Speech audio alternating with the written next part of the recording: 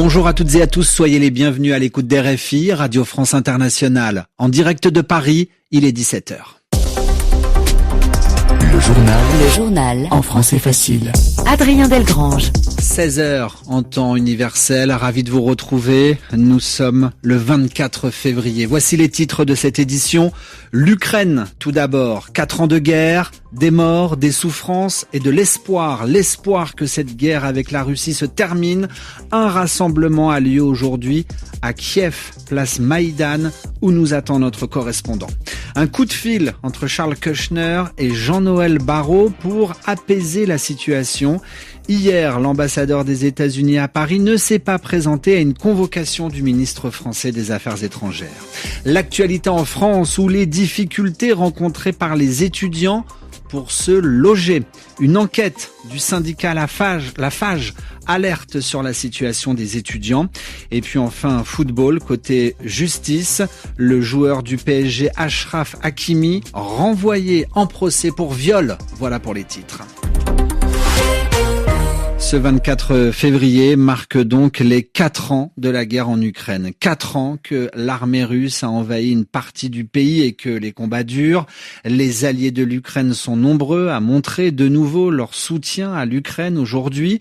Théo Renaudon, vous êtes à Kiev pour RFI, place Maïdan, en plein centre-ville de la capitale ukrainienne où de nombreux dirigeants européens sont réunis en ce moment pour réaffirmer leur soutien et leur amitié à l'Ukraine.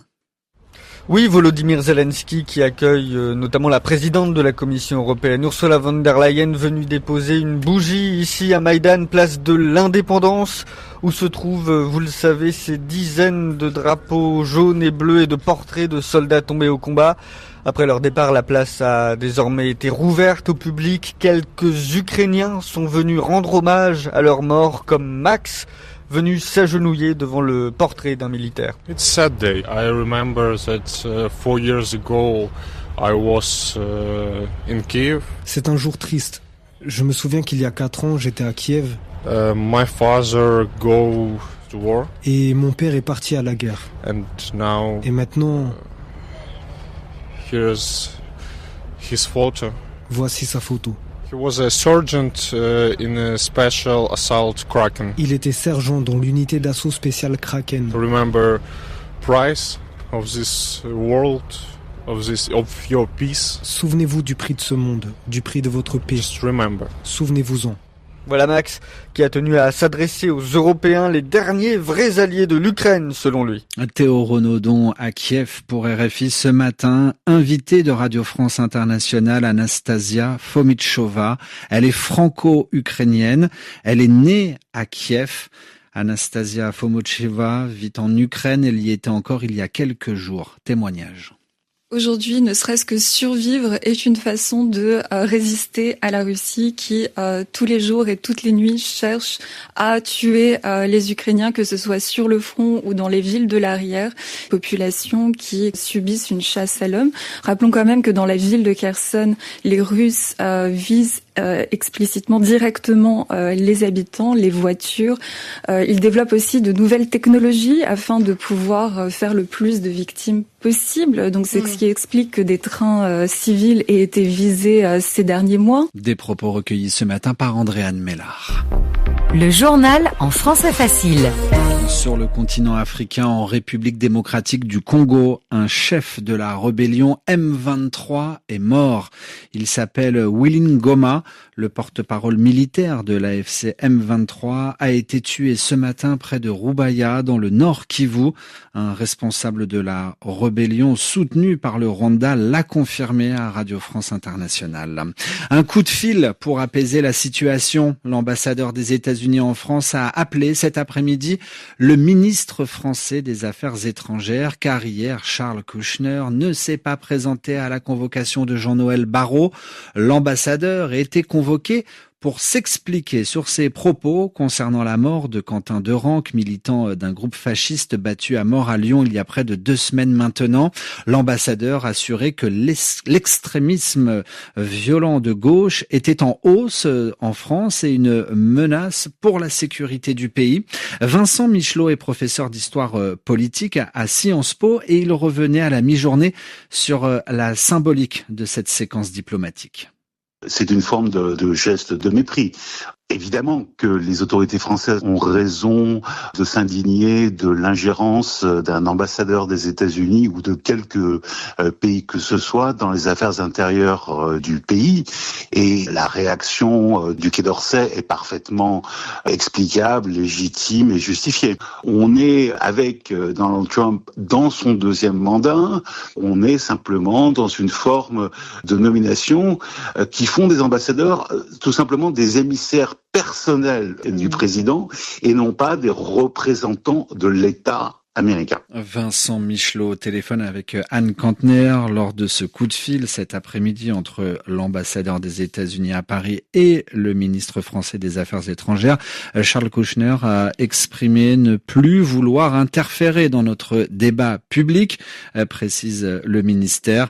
Et une rencontre entre les deux hommes est même prévue dans les prochains jours.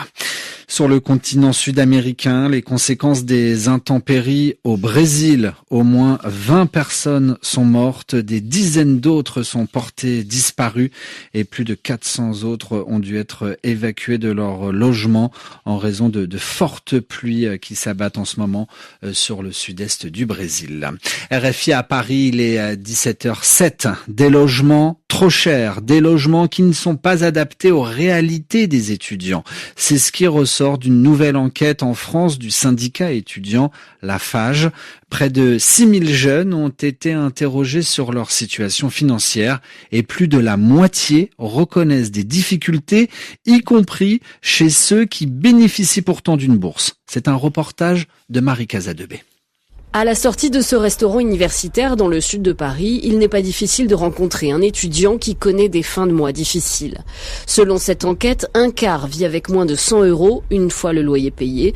Stella, 18 ans, en fait partie. Là, il me reste 10 € pour finir la semaine et je pense que je suis pas un cas isolé. Je me suis rationnée, là, ces pâtes jusqu'à la fin de la semaine. Un étudiant sur 2 est obligé de travailler. Est-ce que vous vous êtes dit à un moment, mince, je vais être obligé de... Ah bah justement, là, j'ai enfin été prise pour faire du tutorat, donc ça va bien me soulager, je pense. En soi, c'est quand même du travail intellectuel, donc ça me force aussi à réfléchir de mon côté.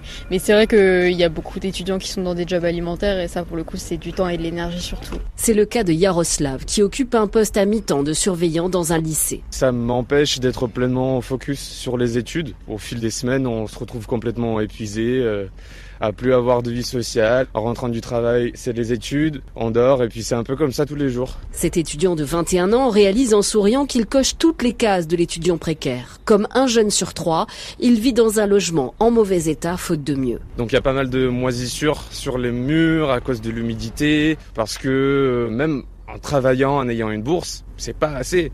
Plus qu'une année et demie de galère, conclut-il pour tenter de se rassurer, conscient que cette insalubrité pourrait bien avoir des conséquences sur sa santé. Marie Casadebé. Achraf Hakimi, convoqué devant les juges, le joueur de football du Paris Saint-Germain et international marocain, va devoir s'expliquer lors d'un procès. Il est accusé de viol sur une jeune femme en février 2023. J'attends avec calme ce procès qui permettra que la vérité éclate, a déclaré Achraf Hakimi. On ne connaît pas encore la date exacte de ce procès. Tous les jours de la semaine, après le journal en français facile, place à Radio Foot International. Annie Gasnier, bonjour. Hey, tu racontes. Bonjour Annie Gasnier, pour nous parler ce soir sûrement de matchs de barrage en ce qui concerne la Ligue des Champions, Annie. Oui, effectivement, nous parlerons surtout de Bodo Glimt qui ira jouer sa qualification à Milan, mais les interistes qui sont largement en tête du championnat italien n'ont pas trop envie de laisser partir leur aventure européenne, eux qui ont joué la finale l'année dernière.